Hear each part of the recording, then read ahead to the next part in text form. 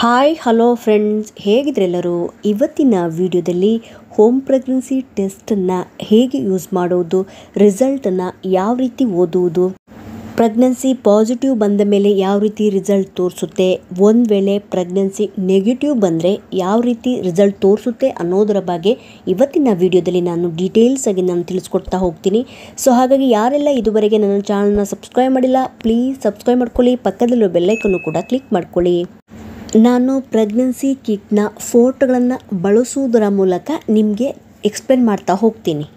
Medical ಶಾಪ್ಗಳಲ್ಲಿ ತುಂಬ ರೀತಿಯ pregnancy test ಕಿಟ್ಗಳು ಸಿಗ್ತವೆ.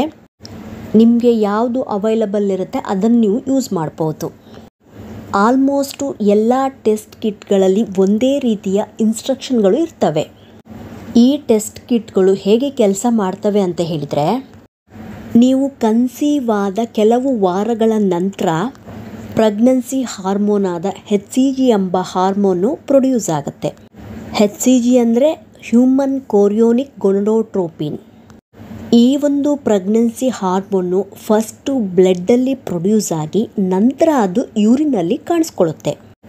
HCG ಎಂಬ ಹಾರ್ಮೋನು ಪ್ಲಾಸಂಟದಿಂದ ಬಿಡುಗಡೆಯಾಗುತ್ತೆ. ಪ್ಲಾಸಂಟ ಅಂದರೆ ಕನ್ನಡದಲ್ಲಿ ಅದನ್ನು ಜರಾಯು ಅಥವಾ ಕಸ ಅಂತ ಹೇಳ್ತೀವಿ. ಹಾಗಾಗಿ ನೀವು ಟೂ ಅರ್ಲಿಯಾಗಿ ಏನಾದರೂ ಹೋಮ್ ಪ್ರೆಗ್ನೆನ್ಸಿ ಟೆಸ್ಟ್ ಮಾಡಿದರೆ ನೀವು ಪ್ರೆಗ್ನೆಂಟ್ ಇದ್ರೂ ನೆಗೆಟಿವ್ ತೋರಿಸುವ ಸಾಧ್ಯತೆ ಇರುತ್ತೆ. ಯಾಕಂತ ಹೇಳಿದರೆ ಈ ಹಾರ್ಮೋನು ಫಸ್ಟು ಬ್ಲಡ್ಡಲ್ಲಿ ಪ್ರೊಡ್ಯೂಸ್ ಆಗಿ ನಂತರ ಅದು ಯೂರಿನಲ್ಲಿ ಕಾಣಿಸ್ಕೊಳ್ಳುತ್ತೆ. ಯೂರಿನಲ್ಲಿ ಕಾಣಿಸ್ಕೊಳ್ಳೋಕ್ಕೆ ಕೆಲವು ಸಮಯ ಹಿಡಿಬಹುದು. ಹಾಗಾಗಿ ನೀವೇನು ಮಾಡಬೇಕು ಅಂತ ಹೇಳಿದರೆ, ಟೂ ಅರ್ಲಿಯಾಗಿ ಹೋಮ್ ಪ್ರೆಗ್ನೆನ್ಸಿ ಟೆಸ್ಟ್ ಮಾಡದೆ ಅಟ್ಲೀಸ್ಟು ನಿಮ್ಮ ಪೀರಿಯಡ್ ಮಿಸ್ ಆದ ನಂತರ ಒಂದು ವಾರ ಬಿಟ್ಟು ನೀವು ಟೆಸ್ಟ್ ಮಾಡಬೇಕಾಗತ್ತೆ. ಆವಾಗ ನಿಮಗೆ ಅಕ್ಯುರೇಟಾಗಿ ರಿಸಲ್ಟ್ ಸಿಗುವ ಸಾಧ್ಯತೆ ಇರುತ್ತೆ. ಒಂದು ವೇಳೆ ನಿಮಗೆ ಇರ್ರೆಗ್ಯುಲರ್ ಪೀರಿಯಡ್ ಇದ್ದರೆ ನಿಮ್ಮ ಪೀರಿಯಡ್ ಮಿಸ್ ಆದ 10 to 15 ಡೇಸ್ ಬಿಟ್ಟು ನೀವು ಟೆಸ್ಟ್ ಮಾಡಿದರೆ ಅಕ್ಯುರೇಟಾಗಿ ರಿಸಲ್ಟ್ ಸಿಗುವ ಸಾಧ್ಯತೆಗಳಿವೆ. ನೀವು ಟೆಸ್ಟ್ ಮಾಡಿದಾಗ ನಿಮಗೆ ರಿಸಲ್ಟ್ ನೆಗೆಟಿವ್ ತೋರಿಸಿದರೆ ಅಥವಾ ಒಂದು ಲೈನ್ ಡಾರ್ಕು ಇನ್ನೊಂದು ಲೈನ್ ಲೈಟಾಗಿ ತೋರಿಸಿದರೆ 3 to 5 ಡೇಸ್ ಬಿಟ್ಟು ರಿಪೀಟ್ ಟೆಸ್ಟ್ ಮಾಡಿ ನೋಡಬೇಕಾಗತ್ತೆ. ಈ HCG ಎಂಬ ಹಾರ್ಮೋನು ನಿಮ್ಮ ಯೂರಿನಲ್ಲಿ ಆಲ್ರೆಡಿ ಪ್ರೊಡ್ಯೂಸ್ ಆಗಿದ್ದರೆ ನಿಮಗೆ ಪ್ರೆಗ್ನೆನ್ಸಿ ಪಾಸಿಟಿವ್ ತೋರಿಸುತ್ತೆ. ಹಾಗೂ ಸ್ವಲ್ಪ ಕಡಿಮೆ ಪ್ರಮಾಣದಲ್ಲಿ ಪ್ರೊಡ್ಯೂಸ್ ಆಗಿದ್ದರೆ ಒಂದು ಲೈನು ಡಾರ್ಕ್ ಒಂದು ಲೈನು ಲೈಟ್ ತೋರಿಸುವಂಥ ಸಾಧ್ಯತೆ ಇರುತ್ತೆ. ಇದರ ಅರ್ಥ ನೀವು ಒಂದು 3 to 5 ಡೇಸ್ ಬಿಟ್ಟು ಕಾಯಬೇಕಾಗತ್ತೆ. ಕಾದು ನಂತರ ನೀವು ಟೆಸ್ಟ್ ಮಾಡಿದಾಗ ನಿಮಗೆ ಅಕ್ಯುರೇಟಾಗಿ ರಿಸಲ್ಟ್ ಸಿಗುವ ಸಾಧ್ಯತೆಗಳಿವೆ. ಈ HCG ಎಂಬ ಹಾರ್ಮೋನು ನಿಮ್ಮ ಯೂರಿನಲ್ಲಿ ಇದೆಯಾ ಇಲ್ಲ ಅಂತ ಹೇಳಿ ಟೆಸ್ಟ್ ಮಾಡೋದೇ ಅಥವಾ ಡಿಟೆಕ್ಟ್ ಮಾಡೋದೇ ಈ ಟೆಸ್ಟ್ ಕಿಟ್ಗಳ ಕೆಲಸವಾಗಿದೆ. ಇವಾಗ ಈ ಟೆಸ್ಟ್ ಕಿಟ್ಗಳನ್ನು ಮನೆಯಲ್ಲಿ ನೀವು ಯಾವ ರೀತಿ ಉಪಯೋಗಿಸಿ ರಿಸಲ್ಟನ್ನು ರೀಡ್ ಮಾಡಬೇಕು ಅಂತ ಹೇಳಿದರೆ, ಮೊದಲನೇದಾಗಿ ನೀವು ಫಸ್ಟು ಇದರಲ್ಲಿ ಬರೆದಿರುವಂಥ ಎಲ್ಲ ಇನ್ಸ್ಟ್ರಕ್ಷನ್ಗಳನ್ನು ಸರಿಯಾಗಿ ಓದಬೇಕಾಗತ್ತೆ. ಇದರಲ್ಲಿ ಸಾಮಾನ್ಯವಾಗಿ 2 ಅಂಶಗಳಿರ್ತವೆ. ಮೊದಲನೇದು test kit, second one dropper. ನೀವು ಈ ಒಂದು ಟೆಸ್ಟಿಗೆ ಅರ್ಲಿ ಮಾರ್ನಿಂಗ್ ಯೂರಿನನ್ನೇ ಯೂಸ್ ಮಾಡಬೇಕಾಗತ್ತೆ. ಅಂದರೆ ನಿಮ್ಮ ಫಸ್ಟ್ ಯೂರಿನನ್ನೇ ನೀವು ಯೂಸ್ ಮಾಡಬೇಕಾಗತ್ತೆ. ಈ ಟೆಸ್ಟ್ ಮಾಡುವ ಮುಂಚೆ ನೀವು ಯೂರಿನ್ ಪಾಸ್ ಮಾಡಬಾರ್ದು. ನಿಮ್ಮ ಫಸ್ಟ್ ಯೂರಿನನ್ನೇ ಇದಕ್ಕೆ ಯೂಸ್ ಮಾಡಬೇಕು. ಮತ್ತು ನೀವು ಇದರ ಜೊತೆಗೆ ನೀರನ್ನು ಕೂಡ ಕುಡಿಯಬಾರ್ದು ಒಂದು ವೇಳೆ ನೀವು ಆ ದಿನ ಟೆಸ್ಟ್ ಮಾಡೋದಾದರೆ. ಯಾಕೆ ಅರ್ಲಿ ಮಾರ್ನಿಂಗ್ ಯೂರಿನನ್ನು ನೀವು ತೆಗೆದುಕೊಳ್ಬೇಕು ಅಂತ ಹೇಳಿದರೆ ಟೆಸ್ಟಿಗೆ, ಇದರಲ್ಲಿ HCG ಎಂಬ ಹಾರ್ಮೋನಿನ ಲೆವೆಲ್ಲು ಜಾಸ್ತಿ ಇರುತ್ತೆ.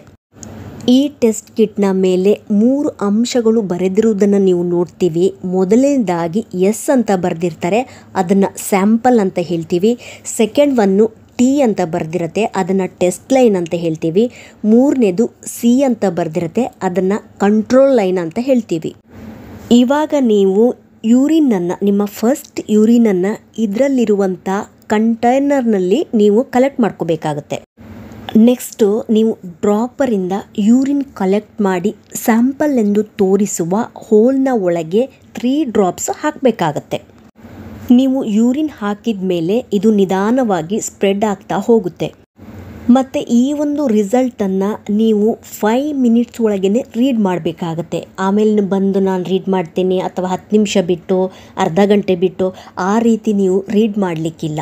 ವಿತಿನ್ 5 ಮಿನಿಟ್ಸ್ ಒಳಗಡೆ ನೀವು ರೀಡ್ ಮಾಡಬೇಕಾಗತ್ತೆ. ಇದರಲ್ಲಿ ನಿಮಗೆ ಕಂಟ್ರೋಲ್ ಲೈನಲ್ಲಿ ರೆಡ್ ಲೈನ್ ಬಂದರೆ ನಿಮ್ಮ ಟೆಸ್ಟ್ ಕಿಟ್ ಸರಿಯಾಗಿ ವರ್ಕ್ ಮಾಡ್ತಾ ಇದೆ ಅಂತೇಳಿ ಅರ್ಥ.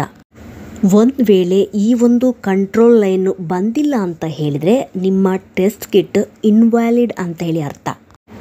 ಇವಾಗ ನಿಮಗೆ ಕಂಟ್ರೋಲ್ ಲೈನಲ್ಲೂ ರೆಡ್ ಲೈನ್ ತೋರಿಸ್ತಾ ಇದೆ ಮತ್ತು ಟೆಸ್ಟ್ ಲೈನಲ್ಲೂ ನಿಮಗೆ ರೆಡ್ ಲೈನ್ ತೋರಿಸ್ತಾ ಇದೆ ಅಂತ ಹೇಳಿದರೆ ನೀವು ಪ್ರೆಗ್ನೆಂಟ್ ಇದ್ದೀರಾ ಅಂತ ಹೇಳಿ ಅರ್ಥ.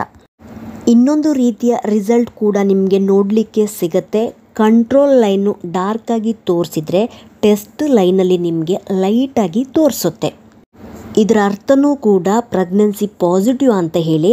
ಆದರೆ ನೀವು ಏನು ಮಾಡಬೇಕು ಅಂತ ಹೇಳಿದರೆ 3 to 5 ಡೇಸ್ ಬಿಟ್ಟು ನೀವು ಎಗೇನ್ ಟೆಸ್ಟ್ ಮಾಡಿದಾಗ ಈ ಒಂದು ಟೆಸ್ಟ್ ಲೈನ್ ಅಂತ ಏನು ಹೇಳ್ತೀವಿ ಅದು ಕೂಡ ಡಾರ್ಕಾಗಿ ಕಾಣಿಸಿಕೊಳ್ಳುವ ಸಾಧ್ಯತೆಗಳಿವೆ. ಇನ್ನು ಕೆಲವರಿಗೆ ಈ ರೀತಿಯ ರಿಸಲ್ಟ್ ಕೂಡ ತೋರಿಸ್ಬೋದು. ಟೆಸ್ಟ್ ಲೈನ್ ಬಂದ್ರೂ ಕಂಟ್ರೋಲ್ ಲೈನ್ ಬಂದಿರೋದಿಲ್ಲ. ಇದರ ಅರ್ಥ ಈ ಕಿಟ್ಟು ಸರಿ ಇಲ್ಲ ಅಂತ ಹೇಳಿ ಅರ್ಥ. ಹೊಸ ಕಿಟ್ನ ಯೂಸ್ ಮಾಡಿ ಇನ್ನೊಮ್ಮೆ ನೀವು ಟೆಸ್ಟ್ ಮಾಡಬೇಕಾಗತ್ತೆ. ಒಂದು ಸಾರಿ ಯೂಸ್ ಮಾಡಿದ ಕಿಟ್ಟನ್ನು ನೀವು ಮತ್ತೆ ಇನ್ನೊಂದು ಸಾರಿ ರಿಪೀಟಾಗಿ ಯೂಸ್ ಮಾಡಬಾರ್ದು. ಅಂದರೆ ನಿಮ್ಮ ಕಂಟ್ರೋಲ್ ಲೈನ್ ಬಂದರೆ ಮಾತ್ರ ನಿಮ್ಮ ಟೆಸ್ಟ್ ಕಿಟ್ ಸರಿಯಾಗಿ ಕೆಲಸ ಮಾಡ್ತಾ ಇದೆ ಅಂತೇಳಿ ಅರ್ಥ. ಇದರ ಜೊತೆಗೆ ನೀವು ಇದರಲ್ಲಿರುವ ಇನ್ಸ್ಟ್ರಕ್ಷನ್ಗಳನ್ನು ಸರಿಯಾಗಿ ಓದದೆ ಏನಾದರೂ ಟೆಸ್ಟ್ ಮಾಡಿದರೆ ರಿಸಲ್ಟ್ ಕೂಡ ನಿಮಗೆ ನೆಗೆಟಿವ್ ತೋರಿಸುವಂಥ ಸಾಧ್ಯತೆಗಳಿವೆ. ಇವಾಗ ಟೆಸ್ಟ್ ಕಿಟ್ನಲ್ಲಿ ಡಿಫ್ರೆಂಟ್ ಟೈಪ್ ಆಫ್ ರಿಸಲ್ಟ್ ನಿಮಗೆ ನೋಡಲಿಕ್ಕೆ ಸಿಗುತ್ತೆ. ಇದ್ರ ಬಗ್ಗೆ ಈಗಷ್ಟೇ ನಾನು ಡೀಟೇಲ್ಸ್ ಆಗಿ ನಾನು ತಿಳಿಸಿದ್ದೀನಿ. ಇವಾಗ ರಫ್ ಆಗಿ ತಿಳ್ಕೊಳ್ಳೋದಾದರೆ ಮೊದಲನೇದಾಗಿ ಈ ಒಂದು ಟೆಸ್ಟ್ ಕಿಟ್ಟಲ್ಲಿ ಕಂಟ್ರೋಲ್ ಲೈನ್ ಮತ್ತು ಟೆಸ್ಟ್ ಲೈನು ಎರಡೂ ಬಂದರೆ ನಿಮ್ಮ ಪ್ರೆಗ್ನೆನ್ಸಿ ಪಾಸಿಟಿವ್ ಅಂತೇಳಿ ಅರ್ಥ. ಸೆಕೆಂಡ್ ಒನ್ನು ಕಂಟ್ರೋಲ್ ಲೈನ್ ಬಂದಿದೆ ಆದರೆ ನಿಮ್ಮ ಟೆಸ್ಟ್ ಲೈನಲ್ಲಿ ನಿಮಗೆ ಲೈಟಾಗಿ ಲೈನ್ ತೋರಿಸ್ತಾ ಇದೆ ಅಂತ ಹೇಳಿದರೆ ಇದು ಕೂಡ ಪ್ರೆಗ್ನೆನ್ಸಿ ಪಾಸಿಟಿವ್ ಅಂಥೇಳಿ ಅರ್ಥ. ಆವಾಗ ನೀವು ಏನು ಮಾಡಬೇಕು ಅಂತ ಹೇಳಿದರೆ 3 to 5 ಡೇಸ್ ಬಿಟ್ಟು ರಿಪೀಟ್ ಮಾಡಿದಾಗ ನಿಮ್ಮ ಸೆಕೆಂಡ್ ಲೈನ್ ಕೂಡ ಡಾರ್ಕಾಗಿ ತೋರಿಸುವಂಥ ಸಾಧ್ಯತೆಗಳಿವೆ. ನೆಕ್ಸ್ಟ್ ಒನ್ನು ಕಂಟ್ರೋಲ್ ಲೈನ್ ಬಂದಿದೆ, ಟೆಸ್ಟ್ ಲೈನ್ ಬಂದಿಲ್ಲ ಅಂತ ಹೇಳಿದರೆ ನೀವು ಪ್ರೆಗ್ನೆಂಟ್ ಇಲ್ಲ ಅಂತ ಹೇಳಿ ಅರ್ಥ. ಆದರೆ ನಿಮಗೆ ಇಲ್ಲಿ ಒಂದು ವೇಳೆ ಡೌಟ್ ಇದ್ದರೆ, ನಿಮಗೆ ಕೆಲವೊಂದು ಸಿಂಪ್ಟಮ್ಸ್ಗಳು ಕಾಣಿಸ್ಕೊಂಡ್ರೆ ಅಥವಾ ನಿಮಗೆ ನಾನು ಪ್ರೆಗ್ನೆಂಟ್ ಇರ್ಬೋದು ಅಂತ ಹೇಳಿ ಏನಾದರೂ ಸ್ಟ್ರಾಂಗ್ ಆಗಿ ಫೀಲ್ ಆಗ್ತಾ ಇದ್ದರೆ ನೀವು ಕೂಡ ಒಂದು ವಾರ ಬಿಟ್ಟು ಕೂಡ ಟೆಸ್ಟ್ ಮಾಡ್ಬೋದು. ಇಲ್ಲ ಅಂತ ಹೇಳಿದರೆ ಡಾಕ್ಟ್ರನ್ನ ಕನ್ಸಲ್ಟ್ ಮಾಡಿ ಬೀಟಾ HCG ಎಂಬ ಬ್ಲಡ್ ಟೆಸ್ಟ್ ಕೂಡ ಮಾಡಿ ನೀವು ಕನ್ಫರ್ಮ್ ಮಾಡ್ಕೋಬೋದು. ಯಾಕಂದರೆ ಕೆಲವರಿಗೆ ಟು ಅರ್ಲಿಯಾಗಿ ಟೆಸ್ಟ್ ಮಾಡಿದರೆ ಅವರು ಪ್ರೆಗ್ನೆಂಟ್ ಇದ್ರೂ ನೆಗೆಟಿವ್ ತೋರಿಸುವಂಥ ಸಾಧ್ಯತೆಗಳಿವೆ. ಇದಕ್ಕೆ ಮೇಯ್ನ್ ಕಾರಣ ಪ್ರೆಗ್ನೆನ್ಸಿ ಹಾರ್ಮೋನ್ ಆದ HCG ಎಂಬ ಹಾರ್ಮೋನು ಬ್ಲಡ್ಡಿಂದ ಯೂರಿನಿಗೆ ಬರಲಿಕ್ಕೆ ಸ್ವಲ್ಪ ಸಮಯ ಹಿಡಿಬೋದು. ಅದಕ್ಕೆ ನೀವು ಒಂದು ವಾರ ಬಿಟ್ಟು ನೀವು ಟೆಸ್ಟ್ ಮಾಡ್ಬೋದು ಅಥವಾ ನೀವು ಡಾಕ್ಟ್ರನ್ನ ಕನ್ಸಲ್ಟ್ ಮಾಡಿನೂ ಕೂಡ ವಿಚಾರಿಸ್ಬೋದು. ಅಥವಾ ನೀವು ಮಾಡುವ ಸಣ್ಣ ಪುಟ್ಟ ಮಿಸ್ಟೇಕ್ಸ್ನಿಂದನೂ ನಿಮಗೆ ರಿಸಲ್ಟ್ ನೆಗೆಟಿವ್ ತೋರಿಸುವಂಥ ಸಾಧ್ಯತೆಗಳಿವೆ. ಹಾಗಾಗಿ ನಿಮಗೆ ಏನಾದರೂ ರಿಸಲ್ಟ್ ನೆಗೆಟಿವ್ ಬಂದಿದ ತಕ್ಷಣವೇ ನೀವು ನಿಮ್ಮಷ್ಟಕ್ಕೆ ನೀವು ಯಾವುದೇ ರೀತಿಯ ಡಿಸಿಷನಿಗೆ ಬರಲಿಕ್ಕೆ ಹೋಗಬೇಡಿ. ನೀವು ಇನ್ನೊಂದು ಸರಿ ನೀವು ವೆಯ್ಟ್ ಮಾಡಿ ಬೇಕಾದರೂ ಟೆಸ್ಟ್ ಮಾಡ್ಬೋದು. ಇಲ್ಲ ಅಂತ ಹೇಳಿದ್ರೆ ಡಾಕ್ಟ್ರನ್ನ ಕನ್ಸಲ್ಟ್ ಮಾಡಿ ಕನ್ಫರ್ಮ್ ಮಾಡ್ಕೋಬೋದು. ನೆಕ್ಸ್ಟ್ ಯಾವ ರೀತಿಯ ರಿಸಲ್ಟ್ ಸಿಗ್ಬೋದು ಅಂತ ಹೇಳಿದರೆ, ಕಂಟ್ರೋಲ್ ಲೈನೂ ಬಂದಿಲ್ಲ, ಟೆಸ್ಟ್ ಲೈನೂ ಬಂದಿಲ್ಲ ಅಂತ ಹೇಳಿದರೆ ಈ ಒಂದು ಟೆಸ್ಟ್ ಕಿಟ್ ಇನ್ವ್ಯಾಲಿಡ್ ಆಗಿರ್ಬೋದು. ಹೊಸ ಟೆಸ್ಟ್ ಕಿಟ್ಟನ್ನು ಪರ್ಚೇಸ್ ಮಾಡಿ ನೀವು ಟೆಸ್ಟ್ ಮಾಡಬೇಕಾಗತ್ತೆ. ಕೊನೆಯದಾಗಿ ಕೆಲವೊಂದು ಸಮಯದಲ್ಲಿ ನಾವು ಮಾಡುವ ಸಣ್ಣ ಪುಟ್ಟ ಮಿಸ್ಟೇಕ್ಸ್ಗಳಿಂದಲೂ ಅಥವಾ ಟೆಸ್ಟ್ ಕಿಟ್ಗಳಿಂದಲೂ 100% ರಿಸಲ್ಟ್ ಸಿಗುತ್ತೆ ಅಂತ ಹೇಳಿ ಕನ್ಸಿಡರ್ ಮಾಡಲಿಕ್ಕೆ ಆಗೋದಿಲ್ಲ. ಹಾಗಾಗಿ ನೀವೇನು ಮಾಡಬೇಕು, ನಿಮ್ಮಷ್ಟಕ್ಕೆ ನೀವು ಡಿಸಿಷನಿಗೆ ಬರೋಕ್ಕಿಂತ ಮುಂಚೆ ಅಥವಾ ಪೀರಿಯಡ್ ಬರಲಿ ಅಂತ ಟ್ಯಾಬ್ಲೆಟ್ಸ್ ತೊಗೊಳೋಕ್ಕಿಂತ ಮುಂಚೆ ಏನು ಮಾಡಬೇಕು ಅಂತ ಹೇಳಿದರೆ, ನಿಮಗೆ ಸ್ಟ್ರಾಂಗ್ ಆಗಿ ಏನಾದರೂ ಫೀಲ್ ಆಗ್ತಾ ಇದೆ ಅಂತ ಹೇಳಿದರೆ ನೀವು ಪ್ರೆಗ್ನೆಂಟ್ ಇರ್ಬೋದು ಅಂತ ಹೇಳಿ ನೀವು ಒಮ್ಮೆ ಡಾಕ್ಟ್ರನ್ನ ಕನ್ಸಲ್ಟ್ ಮಾಡಿ ವಿಚಾರಿಸ್ಬೇಕಾಗತ್ತೆ. ಅವರು ಒಂದು ವೇಳೆ ನಿಮಗೆ ಬೀಟಾ HCG ಎಂಬ ಬ್ಲಡ್ ಟೆಸ್ಟ್ ಮಾಡಲಿಕ್ಕೆ ಹೇಳಿದರೆ ಅದರಲ್ಲಿ ಕ್ಲಿಯರಾಗಿ ರಿಸಲ್ಟ್ ಸಿಗುತ್ತೆ ನೀವು ಪ್ರೆಗ್ನೆಂಟ್ ಇದ್ದೀರಾ ಇಲ್ವಾ ಅಂತ ಹೇಳಿ. ಇನ್ನು ಕೆಲವರಿಗೆ ಮನೆಯಲ್ಲೇ ರಿಸಲ್ಟ್ ಸಿಕ್ಬಿಡುತ್ತೆ ಹೋಮ್ ಪ್ರೆಗ್ನೆನ್ಸಿ ಟೆಸ್ಟಲ್ಲಿ. ಒಂದು ವೇಳೆ ನೀವು ಪ್ರೆಗ್ನೆಂಟ್ ಇದ್ದರೆ ಪ್ರೆಗ್ನೆನ್ಸಿ ಪಾಸಿಟಿವ್ ಅಂತಲೇ ಅದರಲ್ಲಿ ತೋರಿಸುತ್ತೆ. ಇನ್ನು ಕೆಲವರಿಗೆ ತೋರಿಸ್ದೇ ಇರ್ಬೋದು. ಅದಕ್ಕೋಸ್ಕರ ನಾನು ಹೇಳಿದೆ, ನೀವೇನಾದರೂ ಬೇರೆ ನಿರ್ಧಾರ ತಗೊಳ್ಳೋಕ್ಕಿಂತ ಮುಂಚೆ ಒಮ್ಮೆ ನೀವು ಡಾಕ್ಟ್ರನ್ನ ಕನ್ಸಲ್ಟ್ ಮಾಡೋದು ಒಳ್ಳೆಯದಲ್ವಾ.